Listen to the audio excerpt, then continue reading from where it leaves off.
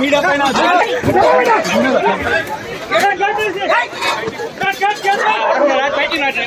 కెమెరాలని వాళ్ళు ఓటిరా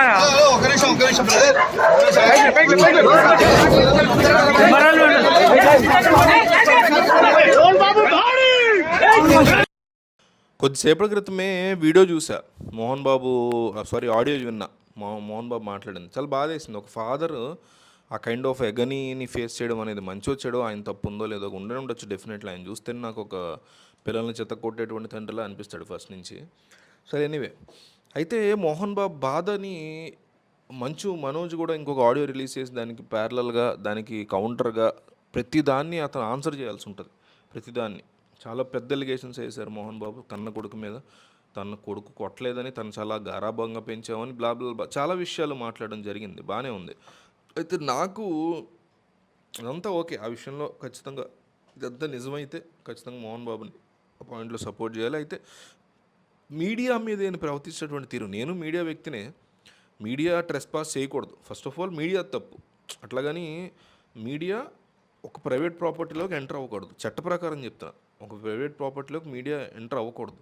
ఎంత పెద్ద లా అంటే ఇది, అది మీడియా అయినా, మీరైనా, నేనైనా, ఎవరైనా అట్లా ఎంట్రీ ఇచ్చితే కనుక అందులో మనకు ఏమైనా దాడి జరిగితే, చంపేయడం లాంటివి పక్కన పెడితే దాడి లాంటిది ఏదైనా జరిగితే మనం కనీసం, నేను వాళ్ళ ఇంట్లోకి వెళ్ళడానికి ప్రయత్నించాను ప్రైవేట్ ప్రాపర్టీలోకి, నన్ను వాళ్ళు కొట్టారు అని కనీసం కోర్టులో కేసు కూడా పెట్టుకోలేం.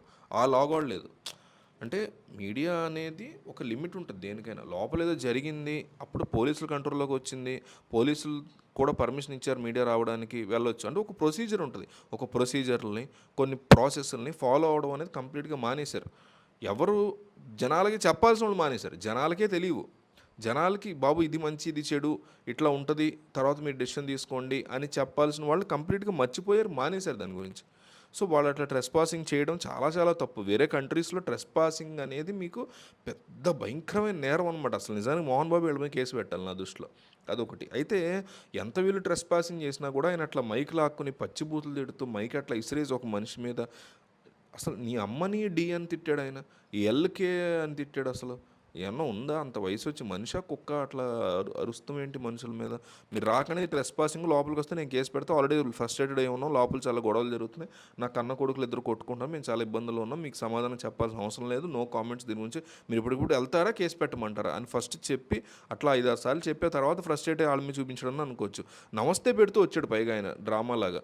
సరే నమస్తే పెడుతూ వచ్చాడు, నమస్తే అండి చెప్పండి ఏం జరుగుతుందంటే మైక్ లాక్కుని ఇసురు కొట్టాడు. అట్లా ఏమన్నా తాగేసాడా, బుర్ర పని చేయట్లేదా, పిచ్చి కుక్క అరిసిందా? తర్వాత మళ్ళీ ఆయనే పడిపోయి హై బీపీతో hospital join, Continental hospital గచ్చిబౌలిలో.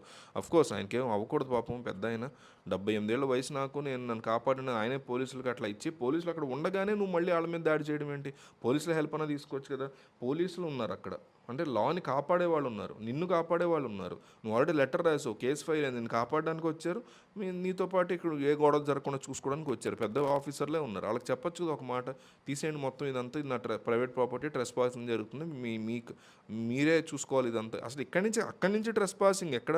Parking area అవతల నుంచి గేటు కనిపిస్తుంది మనకు వీడియోలో, అవతల ఎక్కడి నుంచో ఉంది ట్రెస్ పాసింగ్. పోలీసులు చెప్తే వాళ్ళు చూసుకోలేరా? ఈ పోలీసులు అంతకంటే చాలా నెగ్లిజెంట్గా ఉన్నారు వీళ్ళు. సో నాకైతే అది అనిపించింది చూసిన తర్వాత. మీకేమనిపించింది కామెంట్ చేయండి.